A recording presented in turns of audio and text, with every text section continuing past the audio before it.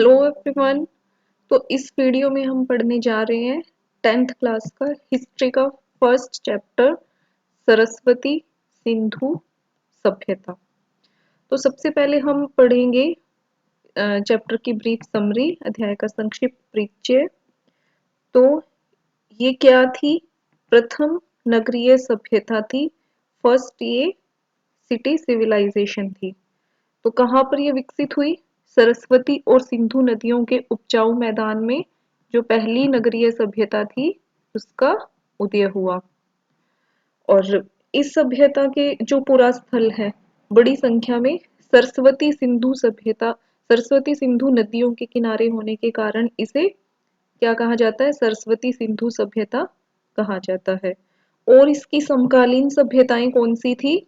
Mesopotamia व मिस्र की सभ्यता थी। एमसीक्यू पॉइंट ऑफ व्यू से ये इंपॉर्टेंट क्वेश्चन है कि सरस्वती सिंधु सभ्यता की समकालीन सभ्यताएं कौन सी थी? समकालीन यानी कि जब सरस्वती सिंधु सभ्यता अस्तित्व में थी तो हमें दूसरी ओर कौन सी सभ्यताओं की जानकारी मिलती है? इसकी समकालीन कौन थी? मेसोपोटामिया और मिस्र की सभ्यता इसकी समकालीन सभ्यताएं थी। और इसके उत्खननकर्ता कौन थे या फिर इसके खोजकर्ता कौन थे? 1921 में जो दयाराम साहनी थे, उन्होंने पंजाब प्रांत, जो कि अब पाकिस्तान में है, पंजाब प्रांत में किसकी खोज की? हड़प्पा नाम के नगर की। 1921 में दयाराम साहनी या D.R. साहनी ने पंजाब प्रांत में हड़प्पा की। और 1922 में राखलदास बनर्जी ने, R.D. बनर्जी ने सिंध प्रांत में, ये भी पाकिस्तान में है, किसकी खोज की? मोहन जोदड़ो की खोज की। तो इस सभ्यता की हम कह सकते हैं हमें आधुनिक समय में जानकारी कब हुई? 1921 में। किसने खोज की इसकी? 1921 में दयाराम साहनी ने हड़प्पा की। एमसीक्यू पॉइंट ऑफ व्यू से इंपॉर्टेंट क्वेश्चन। 1921 में दयाराम साहनी ने हड़प्पा और 1922 में राखलदास बनर्जी ने मोहनजोदड़ो की खोज की इसमें। और इसको इसी वजह से हड़प्पा सभ्यता के नाम से भी जाना जाता है या सिंधु सभ्यता भी कहा जाता है। तो इसके तीन नाम हो गए: सरस्वती सिंधु सभ्यता और हड़प्पा सभ्यता। तो क्वेश्चन किसी भी नाम से पूछा जा सकता है। और अब देखते हैं इसके क्षेत्रफल के बारे में कि क्षेत्रफल इसका कितना था। तो सरस्वती सिंधु सभ्यता का क्षेत्रफल कितना था? 2,15,000 वर्ग किलोमीटर था। काफी बड़े क्षेत्र में ये सभ्यता फैली हुई थी। और पूर्व से पश्चिम, ईस्ट टू वेस्ट, ये कितनी थी?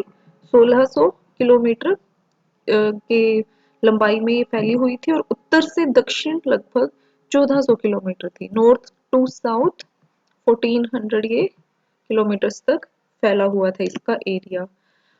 अब आइए देखते हैं इसके जो महत्वपूर्ण पुरा स्थल है हड़प्पा सभ्यता की, इंपॉर्टेंट साइट्स कहाँ कहाँ मिली है। पंजाब में, हरियाणा, जम्मू कश्मीर, पश्चिमी उत्तर प्रदेश का जो पश्चिमी हिस्सा है जो हरियाणा की तरफ है वहाँ, और उत्तरी राजस्थान, गुजरात और पाकिस्तान में बलूचिस्तान और सिंध आदि प्रांतों में इसके हमें महत्वपूर्ण पुरा स्थल मिले हैं। तो हरियाणा में इसके कौन से पुरा स्थल मिले हैं हमें? हरियाणा में मिले हैं राखीगढ़ी, बनावली, फरमाना, मीताथल आदि। तो इन पुरा स्थलों के बारे में जब हम चैप्टर को डिटेल में डिस्कस करेंगे तब हम इन्हें मैप के साथ पढ़ेंगे और देखेंगे कि किस राज्य में कौन से हमें पुरा स्थल मिले हैं और हरियाणा में ये पुरा स्थल किस किस जिले में सिचुएटेड है। तो अभी हम ब्रीफ समरी जस्ट रीड कर रहे हैं ताकि एग्जाम के पहले आप इसको रिवीजन के लिए यूज कर पाओ। और इनकी इस सभ्यता की सबसे महत्वपूर्ण विशेषता क्या थी? इनकी नगर योजना। नगर योजना की क्या विशेषताएं थी? रक्षा प्राचीर। प्राचीर मतलब क्या होता है? दीवार। इन्होंने एक सुरक्षा दीवार बनाई हुई थी ताकि जो हमलावर है या अटैकर है वो अटैक ना कर सके। और पक्की सड़कें बनाई हुई थी।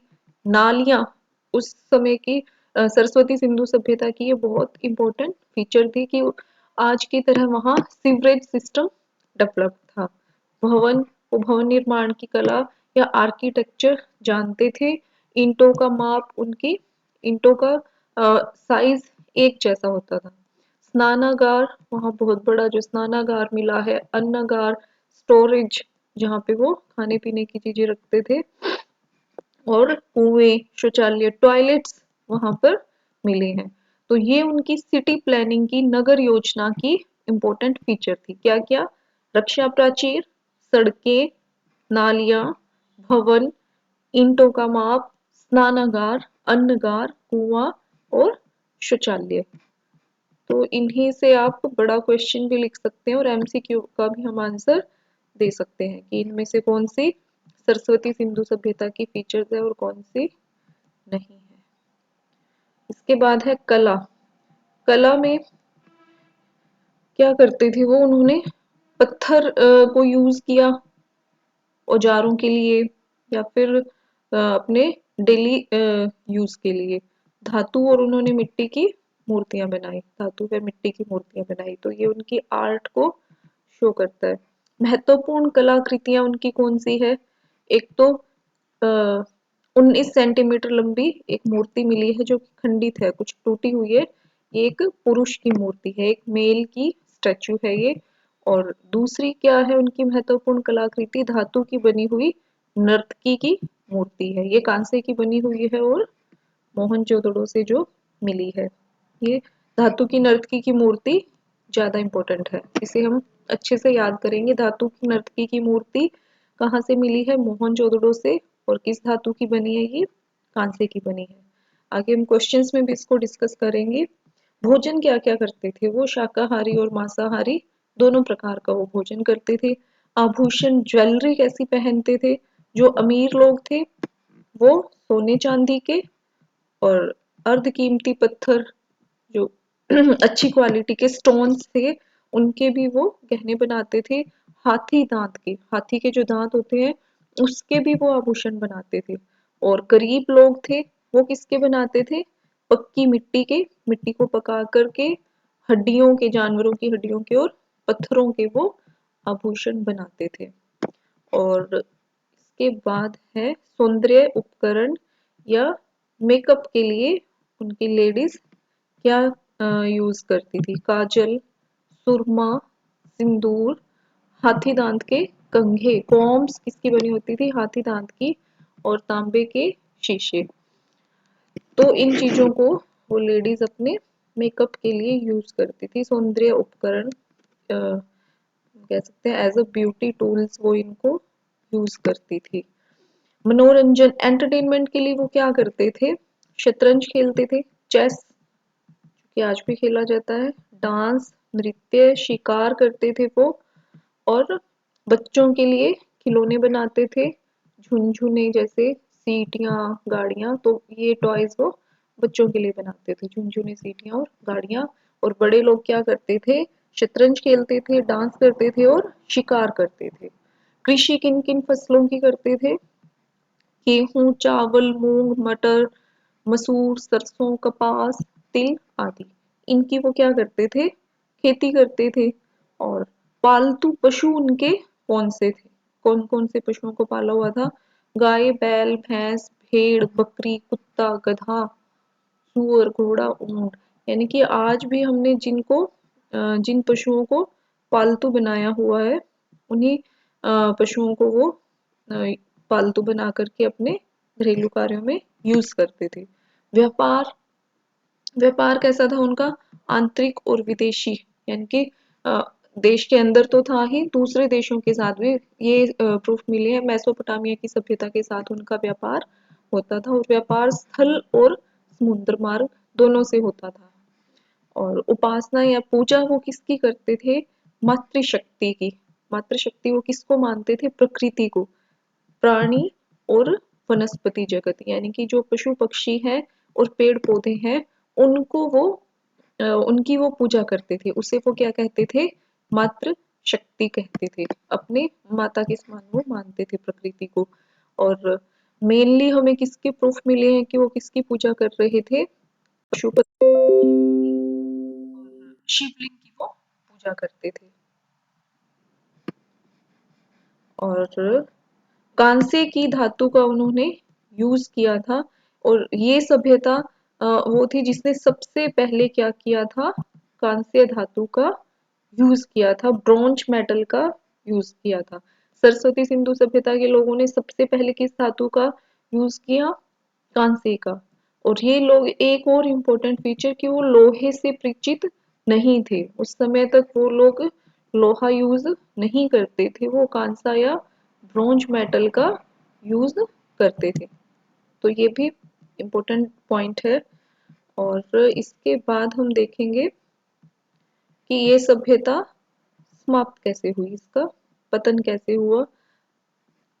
सभ्यता का पतन हुआ बाढ़ से, जलवायु परिवर्तन से, महामारी से, विदेशी व्यापार में इनका विदेशी व्यापार जो है वो कम हो गया था, और प्रशासनिक शिथिलता यानी कि एडमिनिस्ट्रेशन इनका अच्छा नहीं था, जो अ, हम कह सकते हैं स्थानीय शासन, साफ सफाई से संबंधित ये चीजों को मेंटेन नहीं कर पाए थे। तो ये अलग अलग विद्वानों ने अनुमान लगाए हैं, अलग अलग थिंकर्स ने। कुछ ने कहा कि हो सकता है बाढ़ आई हो, क्योंकि कुछ ऐसे प्रूफ्स भी मिले हैं कि वहां हमें बाढ़ के प्रमाण मिलते हैं। जलवायु परिवर्तन, क्लाइमेट चेंज हो गया होगा, जैसे उनकी जनसंख्या बढ़ी उसकी वजह से। और कुछ विद्वानों ने कहा है कि कोई महामारी जैसे मलेरिया टाइप से वहां फैल गई होगी, और उस सभ्यता के लोगों की मृत्यु हो गई और सभ्यता का पतन हो गया। और उनका जो विदेशी व्यापार है ठप हो जाने के कारण वो आर्थिक रूप से कमजोर हो गए और इस सभ्यता का पतन हो गया। और कुछ लोगों ने कहा कि वो साफ सफाई की व्यवस्था मेंटेन नहीं कर पाए, क्योंकि प्रशासन उनका ज्यादा स्ट्रॉन्ग नहीं था। तो इन कारणों से इस सभ्यता का पतन हुआ। तो चलिए अब हम पढ़ेंगे इसके क्वेश्चन आंसर। ये थी चैप्टर की ब्रीफ समरी। अब हम पढ़ेंगे इसके इम्पोर्टेंट क्वेश्चन आंसर। तो फर्स्ट क्वेश्चन है, सरस्वती सिंधु सभ्यता की नगर योजना की या सिटी प्लानिंग की मुख्य विशेषताएं क्या थी। नगर योजना को अभी हमने समरी में भी डिस्कस किया था। पहली विशेषता क्या थी कि ये नदी के किनारे बसे हुए थे। हमें इन कीवर्ड्स को ही अच्छे से याद रख लेना, दिमाग में बैठा लेना है कि ये सभ्यता ही हमें पता है सरस्वती सिंधु सिंधु नदियों के किनारे विकसित हुई। तो यहाँ के नगरों की मुख्य विशेषता क्या थी कि ये नगर नदियों के किनारे विकसित हुए थे। और नगर में क्या होते थे, दो टीले होते थे। और जो पूर्वी दिशा में टीला था वहां पर क्या होता था, रेजिडेंस या आवास क्षेत्र होता था। और पश्चिम दिशा के टीले पर क्या था, दुर्ग स्थित था। दुर्ग क्या था, जहां पर वो अपने खाने पीने के अन्न को सुरक्षित रखते थे। उनकी वहां पर सार्वजनिक या पब्लिक बिल्डिंग्स थी जहां से वो प्रशासन का काम चलाते थे, और अपनी सेना को भी वो वहां पर रख सकते थे। और ये हो गए वहां पर दो टीले या दो जो एरियाज, मेजर एरियाज थे उनके, सिटीज के। और सड़कें थी वहां की नगर योजना की महत्वपूर्ण विशेषता। सड़कें बनाई हुई थी उन्होंने अपने शहरों में आज की तरह, और जो 5-6 खंडों में या सेक्टर्स में पूरे शहर को बांटती थी। और वो लोग साफ सफाई के लिए बहुत ज्यादा, हम कह सकते हैं, जागरूक थे। विशेष ध्यान रखा जाता था। कूड़े कचरे के लिए कूड़ेदान या डस्टबिन उन्होंने रखे हुए थे। तो इससे हमें पता लगता है कि वहां जैसे नगर पालिका की तरह कोई व्यवस्था रही होगी जो इन चीजों को मेंटेन कर रही थी, सड़कों को, नालियों को, साफ सफाई को। तो अगली विशेषता क्या थी उनकी कि घरों की जो नालियां वो बड़े नालों में गिरती थी, जैसे कि जो मॉडर्न सीवरेज सिस्टम है उसकी तरह था। और जो नालियां थी वो पक्की ईंटों से बनी होती थी, पक्की नालियां उन्होंने बनाई हुई थी। ये एक बहुत ही अद्भुत विशेषता है। और जो संपन्न घर थे, जो अमीर थे, उनके घरों में क्या क्या मिलता था, रसोई घर, किचन, बाथरूम, आंगन, कुआं और शौचालय आदि होते थे। तो इम्पोर्टेंट फीचर्स क्या थी, ये नदी के किनारे थे, दो टीले होते थे, सड़कें थी, साफ सफाई का ध्यान रखते थे, डस्टबिन थे, नालियां बनी हुई थी और वो पक्की ईंटों से बनी हुई थी। और अमीर घरों में कुछ ये चीजें अलग से मिलती थी, किचन, बाथरूम, आंगन कुआं और शौचालय आदि वहाँ मिलते थे। तो अगला क्वेश्चन है हमारा, उनका सामाजिक और धार्मिक जीवन कैसा था? तो सरस्वती सिंधु सभ्यता के लोगों का सामाजिक जीवन कैसा था, पहले हम ये देखेंगे। यानी कि उनका जो समाज है वो कैसा था।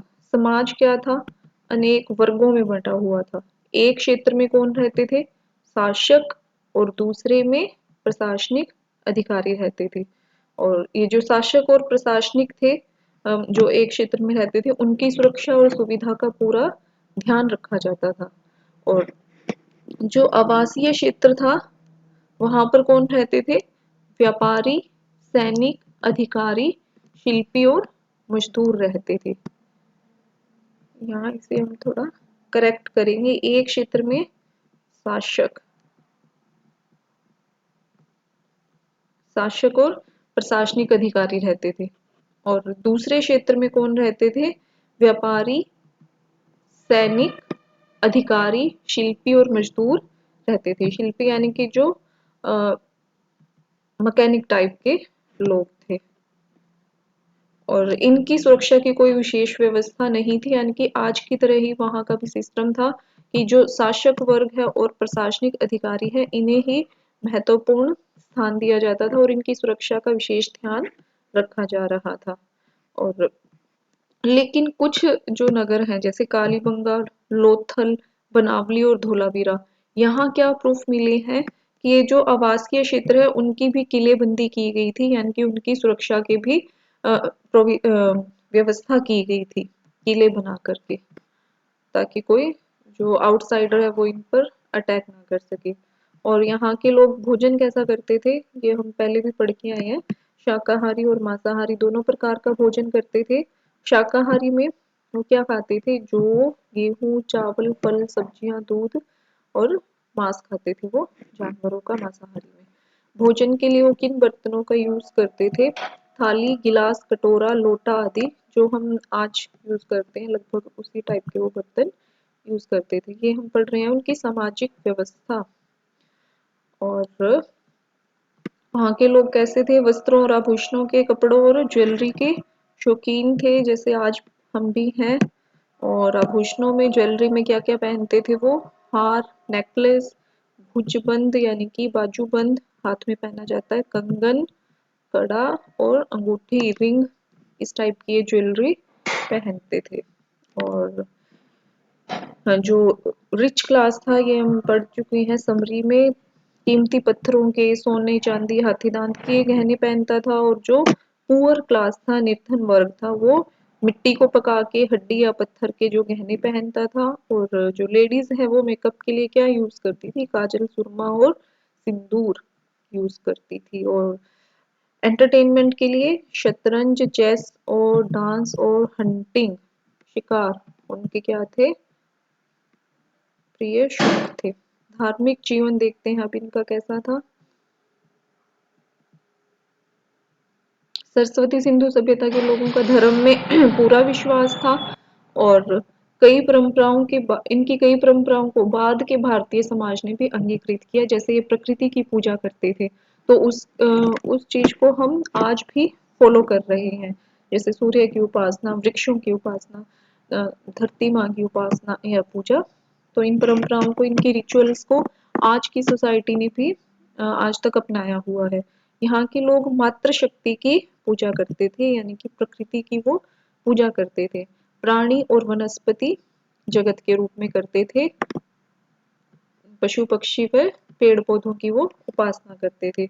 और मूर्तियों पर हमें धुएं के निशान मिले हैं, यानी कि वो उनके सामने कोई अगरबत्ती या दिया टाइप से कुछ जलाते थे। और पशुपति शिव की वो उपासना करते थे। उनका जो सबसे हम कह सकते हैं फेमस भगवान थे या फेमस देवता थे, वो कौन थे, पशुपति शिव थे। तो पशुपति शिव की उपासना हमें वहां देखने को मिली है। और शिवलिंग की भी वो पूजा करते थे। उसके साथ साथ पशुओं और वृक्षों की भी पूजा करते थे। तो ये था उनका धार्मिक जीवन। अगला क्वेश्चन है, उन लोगों की आर्थिक संरचना कैसी थी, अर्थव्यवस्था कैसी थी, इकोनॉमी कैसी थी। तो उनका जो है आर्थिक जीवन क्या था, अत्यंत समृद्ध था, बहुत ही वो लोग रिच थे। और सरस्वती सिंधु क्षेत्र क्या था, उपजाऊ था, क्योंकि ये सरस्वती सिंधु नदियां हिमालय क्षेत्र से निकल कर आ रही थी, उपजाऊ मिट्टी अपने साथ बहा कर ला रही थी, तो ये क्षेत्र उपजाऊ था। यहाँ फसलें ये बहुत अच्छी होती थी, गेहूं, जौ, चावल, मूंग, मटर, मसूर, सरसों, कपास, तिल, इस टाइप की वो फसलें बोते थे। और मेहरगढ़ से हमें क्या मिली है, एक पत्थर की दराती मिली है जो फसल काटने के लिए वो यूज करते थे। और कालीबंगा से हमें क्या मिले हैं, जुते हुए खेत के प्रूफ मिले हैं, प्रमाण मिले हैं कि खेत में वो लोग हल से जुताई करते थे। और बनावली से एक हल का सैंपल या नमूना भी मिला है, एक छोटा हम कह सकते हैं टॉय टाइप से हमें वहां से हल मिला है। तो इन चीजों से पता लगता है कि उनकी एग्रीकल्चर कितनी डेवलप्ड थी। और वो किन पशुओं को पालते थे, बैल, गाय, भैंस, भेड़, बकरी, कुत्ता, गधा, सुअर, इनको, इन एनिमल्स को वो पालते थे और इनका यूज करते थे दूध के लिए, मांस, खाल और ऊन के लिए वो इनका यूज करते थे। और एग्रीकल्चर के लिए वो बैल, घोड़े और ऊंट का यूज करते थे।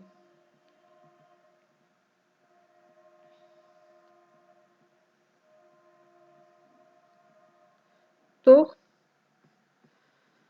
हाथियों को भी शायद उन्होंने पालना शुरू कर दिया था। इसके अलावा वो जंगली जानवरों का भी यूज करते थे, ऐसे भी कुछ हमें प्रूफ मिले हैं, सुअर, चिंकारा, नीलगाय, हिरण आदि इनके। और काफी प्रकार के वो आभूषण बनाते थे, टूल्स, औजार बनाते थे, और वो धातु की ढलाई की तकनीक को जानते थे, यानी कि मेटल को मेल्ट करके, गला करके उससे फिर कोई ना कोई ज्वेलरी या औजार बनाने की वो कला जानते थे। और मिट्टी के बर्तन बनाते थे वो, कौन कौन सी उनकी इंडस्ट्रीज थी, मिट्टी के बर्तन, ईंटें, और उत्कीर्ण शिल्प यानी कि जो खुदाई करके हम चीजें बनाते हैं, और वस्त्र उद्योग, कपड़ा बनाने की वो कला जानते थे। तो इनकी वजह से वहाँ की जो अर्थव्यवस्था थी वो मजबूत थी, एग्रीकल्चर तो थी ही उनकी अच्छी, तो ये उनका हम कह सकते हैं उद्योग क्षेत्र था, इसकी वजह से उनकी अर्थव्यवस्था अच्छी थी। अब हम करेंगे नेक्स्ट क्वेश्चन।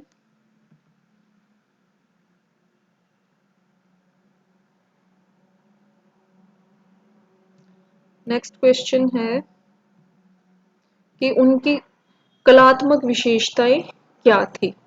वो लोग सौंदर्य बोध से या एस्थेटिक्स से परिचित थे, यानी कि वो चीजों को सुंदर बनाने में विश्वास करते थे। और उनके सौंदर्य बोध के क्या क्या हम कह सकते हैं कि एग्जाम्पल्स हैं, मोहरे बनाते थे, मन के यानी मोती बनाते थे, मिट्टी के बर्तन, मूर्तियां, वहाँ की कला के क्या है, बहुत ही अच्छे एग्जाम्पल्स हैं। तो उनकी आर्ट की मेन फीचर्स क्या है, कलात्मक विशेषताएं क्या है। पत्थर की मूर्ति जो हमें मोहनजोदड़ो से मिली है, 19 सेंटीमीटर लंबी है, खंडित पुरुष की मूर्ति है, तो वो काफी इम्पोर्टेंट है। और जो शॉल ओढ़े हुए है, इस पर इस ये तिप्तिया एक कलाकारी की हुई है। तो मोहनजोदड़ो से हमें पत्थर की मूर्ति मिली है, खंडित है, पुरुष की मूर्ति है, 19 सेंटीमीटर लंबी है। और जैसे पहले भी हमने डिस्कस किया कि ये सबसे इम्पोर्टेंट है, मोहनजोदड़ो से हमें धातु की नर्तकी की मूर्ति मिली है, एक तो महिला की मूर्ति है जो कि डांस करती हुई मूर्ति, डांसिंग फॉर्म में है उसका स्टैचू। और इसके साथ साथ हमें क्या मिला है, पुरुषों, स्त्रियों, पशु पक्षियों की भी मिट्टी की हमें मूर्तियां मिली है। और मानव की भी हमें जो मूर्तियां हैं वो गहने वगैरह पहने हुए मिली है। इसके अलावा उनकी कलात्मक विशेषताओं को क्या दर्शाता है, मिट्टी के बर्तन, बाकी घर में यूज करने की चीजें, बच्चों के खिलौने वगैरह वो बनाते थे। और नेक्स्ट क्वेश्चन है, सरस्वती सिंधु सभ्यता के विस्तार और कालक्रम के बारे में बताना है। तो यहाँ हम ये डिस्कस डिटेल में डिस्कस करेंगे कहाँ से कहाँ तक ये फैली हुई थी, और किन राज्यों में कौन सी इनकी साइट्स मिली हुई हैं। तो सरस्वती सिंधु सभ्यता का विस्तार, जो पूर्व में ईस्टर्न मोस्ट जो इनकी साइट थी वो क्या थी, आलमगीर थी, जो वर्तमान में कहाँ है, पश्चिमी उत्तर प्रदेश में। पूर्व में क्या था, आलमगीर, पश्चिमी उत्तर प्रदेश में। और पश्चिम में क्या, सुत कांगेडोर, जो वर्तमान में कहाँ है, बलूचिस्तान में। तो पूर्व से पश्चिम में ये आलमगीर से सुतकांगेडोर तक फैली हुई थी, और उत्तर में ये मांडा या मांदा भी इसे कहा पढ़ते हैं हम, मांदा जो कि एट प्रेजेंट जम्मू में है, वहां से लेकर दक्षिण में दायमाबाद जो कि महाराष्ट्र में है। तो उत्तर से दक्षिण में ये मांदा से दायमाबाद तक, जम्मू से महाराष्ट्र तक फैली हुई थी। और इसका जो टोटल एरिया है, कुल क्षेत्रफल कितना था, 2,15,000 वर्ग किलोमीटर। और जो पूर्व से पश्चिम की दूरी है, आलमगीर से सुत कांगेडोर तक की दूरी है, वो कितनी थी, 1600 किलोमीटर। और जम्मू से महाराष्ट्र, मांदा से दायमाबाद तक की दूरी थी 1400 किलोमीटर। और भारत में जो इसकी साइट्स हैं, वर्तमान में हड़प्पा पाकिस्तान में है, पंजाब प्रोविंस या पंजाब प्रांत में हड़प्पा, हरियाणा में राखी गढ़ी, बनावली, जम्मू कश्मीर में इसके साइट्स मिली हैं, पश्चिमी उत्तर प्रदेश में, राजस्थान में कालीबंगा, गुजरात में धोलावीरा, और पाकिस्तान में बलूचिस्तान, सिंध, मोहनजोदड़ो आदि प्रांतों में इसकी हमें पूरा स्थल या इसकी साइट्स देखने को मिलती है। तो ये क्या है, इस सभ्यता का विस्तार था। आइए मैप में हम इसकी साइट्स को देख ले। ये भारत के पंजाब में रोपड़, हरियाणा में है बनावली, राखीगढ़ी, मीताथल। बनावली कहाँ है, फतेहाबाद डिस्ट्रिक्ट में, राखीगढ़ी हिसार, मीताथल भिवानी में। तो ये हरियाणा की इम्पोर्टेंट साइट्स है। कालीबंगा कहाँ था, राजस्थान में। और ये हड़प्पा, मेहरगढ़, मोहनजोदड़ो और गनवारी वाला या गंवरी वाल इसको लिखा जाता है, ये कहाँ है, एट प्रेजेंट पाकिस्तान में ये साइट्स हैं। इसके अलावा अब हम देखें गुजरात और महाराष्ट्र में भी है। और ये धोलावीरा और लोथल कहाँ है, गुजरात में। तो ये इंपॉर्टेंट साइट्स हैं, इन पर एग्जाम में मैप पूछा जा सकता है। एक बार फिर से देख लेते हैं हम इन्हें। पंजाब में रोपड़, हरियाणा में बनावली, राखीगढ़ी और मीताथल, राजस्थान में कालीबंगा, और गुजरात में धोलावीरा और लोथल। लोथल यहाँ का प्रमुख बंदरगाह था। तो ये sites exam point of view से मोस्ट इम्पोर्टेंट है, इन्हें हमें दिमाग में बैठाना होगा बार बार रिवीजन से। इसके बाद ये इसका विस्तार बता दिया गया है। उत्तर में मांदा जम्मू कश्मीर, दायमाबाद महाराष्ट्र में, सुत कांगेडोर पश्चिम में बलूचिस्तान में, और आलमगीरपुर पूर्व में उत्तर प्रदेश में। ये क्या था, सरस्वती सिंधु सभ्यता का विस्तार था। एक्सटेंशन इसकी कहाँ से कहाँ तक थी। फिर है इसका काल क्रम, कब से कब तक थी ये क्रोनोलॉजिकली।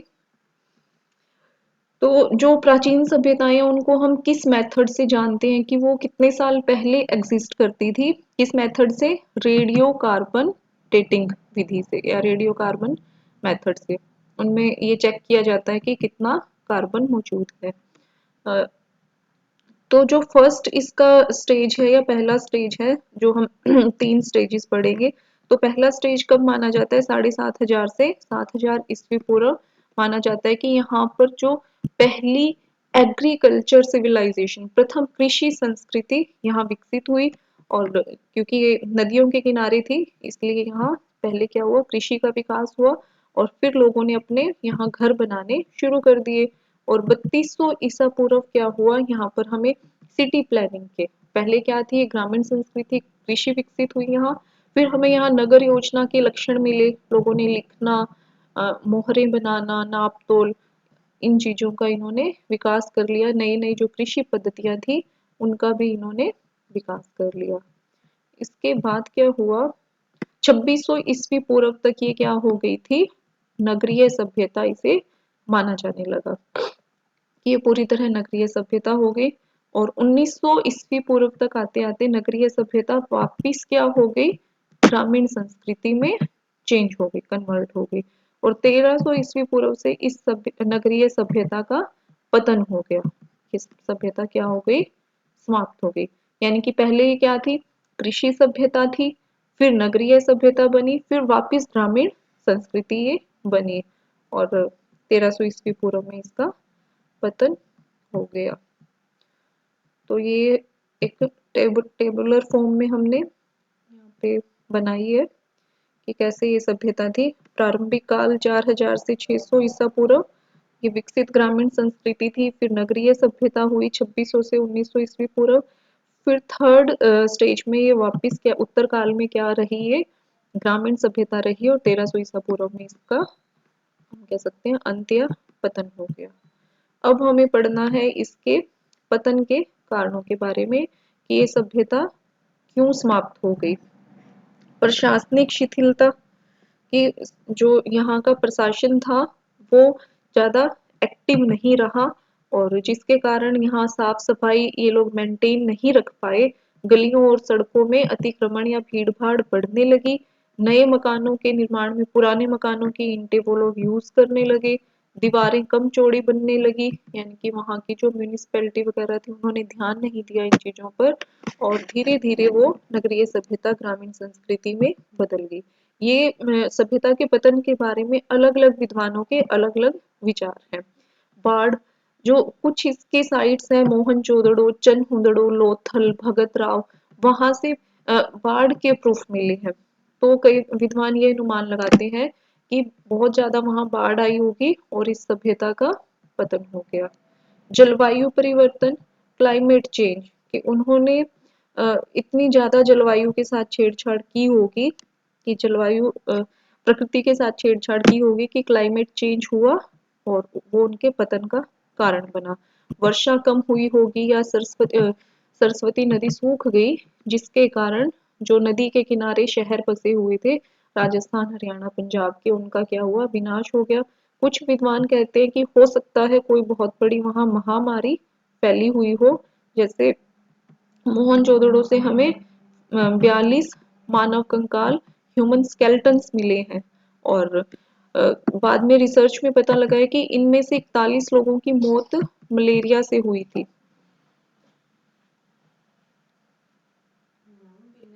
हाँ,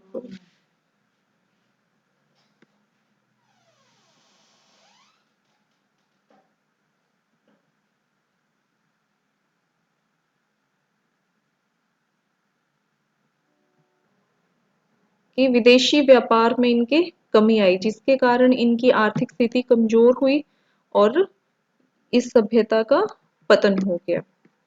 तो नेक्स्ट क्वेश्चन हम पढ़ेंगे कि जो सरस्वती सिंधु सभ्यता है इसकी विश्व को क्या देन है, इस सभ्यता का या इस सिविलाइजेशन का वर्ल्ड के लिए क्या कंट्रीब्यूशन है। तो सबसे जो इम्पोर्टेंट कंट्रीब्यूशन है वो क्या है कि इसे कांस्य सभ्यता कहा जाता है। इस सभ्यता ने विश्व को कांस्य से या ब्रॉन्ज से परिचित करवाया।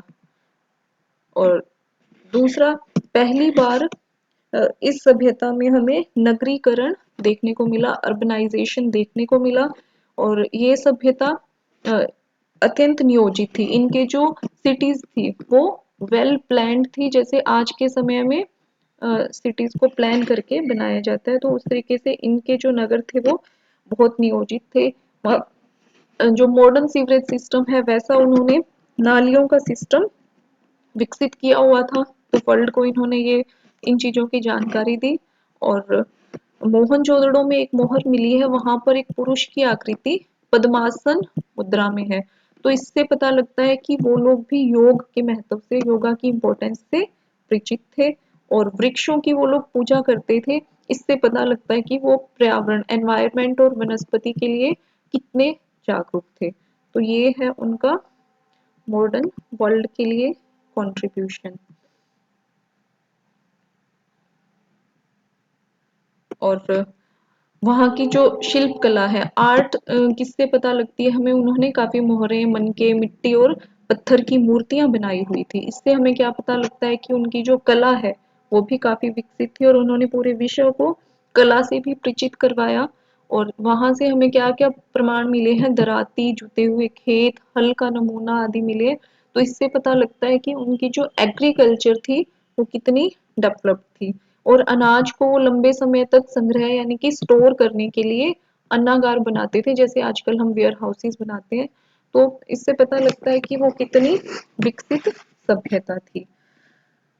नेक्स्ट क्वेश्चन है, सरस्वती सिंधु सभ्यता के व्यापारिक केंद्र कौन से थे, किन के साथ वो व्यापार करते थे? मेसोपोटामिया के साथ करते थे, लोथल, मोहनजोदड़ो ये उनके व्यापारिक केंद्र थे, और फारस के साथ वो व्यापार करते थे। हरियाणा में सरस्वती सिंधु सभ्यता के स्थलों की हमें कहा गया है सूची बनाने के लिए कि हरियाणा में कौन से सरस्वती सिंधु सभ्यता के स्थल हैं। हिसार में है राखीगढ़ी, डॉक्टर सूरजभान ने खोज की। केवल हम अगर ये भी याद कर लें कि किस डिस्ट्रिक्ट में कौन सा है, फरमाना, रोहतक में, बनावली, फतेहाबाद में, तो ये थे इम्पोर्टेंट उनके सिंधु सभ्यता के स्थल हरियाणा में। इसके अलावा भिवानी में मीताथल है, कुरुक्षेत्र में भगवानपुरा, ये भी इम्पोर्टेंट साइट है, और फतेहाबाद में बनावली के अलावा एक बालू नाम की भी साइट है। तो ये इम्पोर्टेंट साइट्स है। अब हम करेंगे इसके कुछ वेरी शॉर्ट क्वेश्चंस, छोटे question exam point of view से जो इम्पोर्टेंट है। तो सरस्वती सिंधु सभ्यता की खुदाई करने वाले 4 व्यक्ति कौन थे? राखलदास बनर्जी, दयाराम साहनी, जॉन मार्शल और मार्टियम व्हीलर। इनके नाम हमें अच्छे से याद होने चाहिए। R D Banerjee, Dayaram Sahni, John Marshall और मार्टियम व्हीलर। कोई 4 धातुएं बतानी है जिनसे इस सभ्यता के लोग परिचित थे। सोना, चांदी, तांबा और कांसे से परिचित थे, लोहे से वो परिचित नहीं थे। खाद्य पदार्थों के अतिरिक्त उनकी मेजर क्रॉप्स क्या थी, मुख्य फसलें उनकी क्या थी? उनकी जो मुख्य फसल थी वो क्या थी? कपास थी। खाद्य पदार्थों के अलावा गेहूं, जौ, सरसों, मटर वगैरह तो बोते ही थे। इसके अलावा वो किसकी खेती करते थे? कपास की, कॉटन की खेती करते थे। और सरस्वती सिंधु सभ्यता में मिट्टी के बर्तन वो कैसे बनाते थे? हाथ से और चाक से वो मिट्टी के बर्तन बनाते थे, बहुत सुंदर बर्तन होते थे ये। लोथल कस्बा कौन से 2 काम देता था? लोथल के बारे में ये सबसे इम्पोर्टेंट फैक्ट है कि वो वहां का प्रसिद्ध बंदरगाह था, फेमस डॉकयार्ड था, बंदरगाह था वो, जहां से वो समुद्री व्यापार करते थे, जहां वो अपने समुद्री जहाजों को रोकते थे। और यहाँ यहाँ वो क्या तैयार करते थे? मनके तैयार करते थे। मनके तैयार करने के यहाँ पर कारखाने थे। लोथल की ये 2 विशेषताएं। तो ये फैक्ट सबसे इम्पोर्टेंट है कि लोथल वहां का प्रमुख बंदरगाह था। केवल मोहनजोदड़ो से प्राप्त मोहरों की संख्या बतानी है और किस लिए इनका यूज होता था। मोहनजोदड़ो से हमें 1200 से भी ज्यादा मोहरें मिली है, और इनका प्रयोग किस में होता था? बर्तनों पर सुरक्षा सील लगाने के लिए यूज किया जाता था। जो कपड़े की गांठें हैं और सामान से भरे बर्तन हैं उन पर सील लगाने के लिए इनका यूज किया जाता था। और इनसे पता लगता है कि उस समय वो पदवियां या उपलब्धियां भी उनकी सोसाइटी में प्रचलित थी। भारत और एशिया के 4 क्षेत्र बताने हैं जिनके साथ सरस्वती सिंधु सभ्यता के हम कह सकते हैं व्यापारिक संबंध थे। जो मेजर उनकी हम कह सकते हैं व्यापारिक केंद्र थे। भारत में आपस में कहाँ कहाँ व्यापार होता था उनका? राजस्थान, मैसूर, कश्मीर और पूर्वी भारत के जो देश थे उनके साथ। और एशिया के कौन से देश थे? अफगानिस्तान, ईरान, सुमेर जो कि मेसोपोटामिया की सभ्यता कहते हैं, और मध्य एशियाई देशों के साथ भी इनके व्यापारिक संबंध थे। नेक्स्ट इंपॉर्टेंट क्वेश्चन है, ये मोस्ट इंपॉर्टेंट क्वेश्चन है, नर्तकी की मूर्ति। ये हमें कहाँ से मिली है और किस धातु की बनी है? नर्तकी की मूर्ति हमें मिली है मोहनजोदड़ो से, और कांसे से बनी है, और एक ही टुकड़े से ये बनी हुई है। फिर 4 विशेषताएं बताइए जो सरस्वती सिंधु सभ्यता के पतन के बाद में भी कायम रही। 4 विशेषताएं जैसे कि, एक सेकेंड, मातृ देवी की पूजा, शिवलिंग की पूजा, मूर्ति की पूजा, धार्मिक क्रियाओं में स्नान का महत्व। तो ये उनकी 4 विशेषताएं थी, आज भी जो मौजूद है।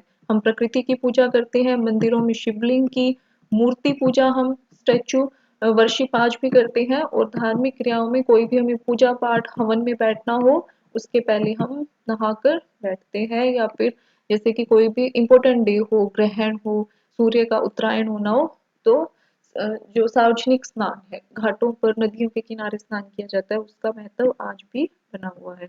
उनके नगरों की विशेषताएं, नगरों के बारे में हम पहले भी डिटेल में डिस्कस कर चुके हैं, लेकिन अगर शॉर्ट में पूछा जाए हमें क्या बताना है। सड़कें सीधी और चौड़ी होती थी, नालियां थी, नगर दो भागों में विभाजित थे, एक पूर्वी टीला था और एक पश्चिमी टीला था। एक भाग ऊंचा था, दूसरा भाग कुछ नीचा होता था। ऊंचे भाग में वो अन्नागार और सार्वजनिक भवन वगैरह बनाते थे और दूसरे भाग में आवास क्षेत्र था जहाँ आम लोग रहते थे। सरस्वती सिंधु सभ्यता के जो पूरा स्थल है भारत के किस किस प्रदेश में मिलते हैं, साइट्स किन किन राज्यों में है? पंजाब, हरियाणा, राजस्थान, गुजरात, जम्मू कश्मीर और पाकिस्तान में बलूचिस्तान, सिंध प्रांतों में ये साइट्स मिलती है। तो वीडियो ऑलरेडी काफी लंबा हो चुका है, जो ऑब्जेक्टिव क्वेश्चंस है वो हम डिस्कस करेंगे नेक्स्ट वीडियो में। आज के लिए इस वीडियो में इतना ही।